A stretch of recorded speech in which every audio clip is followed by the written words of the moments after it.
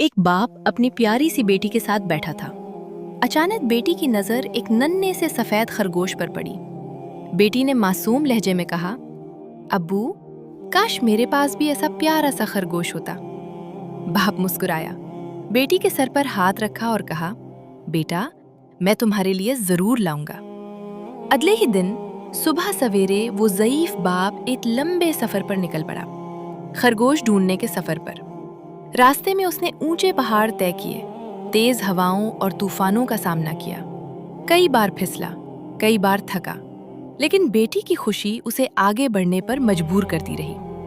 आखिरकार बेशुमार मुश्किलों के बाद वो एक अजीबो-गरीब जजीरे पर पहुंच गया।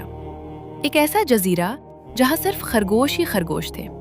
पूरा जजीरा खरगोशों से भरा हुआ था, सफेद, ब्राउन, गोल्डन, हर तरफ हजारों लाखों खूबसूरत खरगोश। बाप ने खुद से कहा, मैं अपनी बेटी के लिए सबसे खूबसूरत खरगोश चुनूंगा। उसने एक प्यारा सा खरगोश गोद में उठाया, मगर चंद कदम चला ही था कि उसे उससे भी ज्यादा खूबसूरत खरगोश नजर आ गया। उसने पहले को छोड़ दिया और दूसरे को उठा लिया। फिर थोड़ा आगे बढ़ा तो एक सुनहरी खरगोश नजर आया। फिर एक और, लेकिन वो बाप एक भी खरगोश चुन ना सका। यूं करते करते सुबह से शाम हो गई। बिल्कुल यही हाल आज हमारी जिंदगी का है। हम भी दिन रात ज्यादा से ज्यादा पाने की दौड़ में लगे रहते हैं। इस दुनिया को जीतने की फिक्र में असल मकसद को भूल जाते हैं। कुरान हमें याद दिलाता है, तुम्हें ज्यादा से ज्यादा माल समेटने की चाह ने गफलत में डाले रखा, यहाँ तक कि तुम कब्रों तक जा पहुंचे।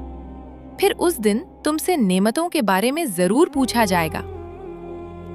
तो इससे पहले कि मैं और आप कब्र के किनारे खड़े हों, क्यों ना हम कुरान को समझें, उसे महसूस करें, ताकि अल्लाह के सामने हमें शर्मिंदा ना होना पड़े।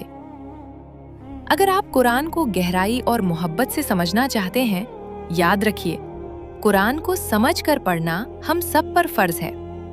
इस वीडियो को आगे शेयर करें ताकि और लोग भी इससे फायदा उठा सकें।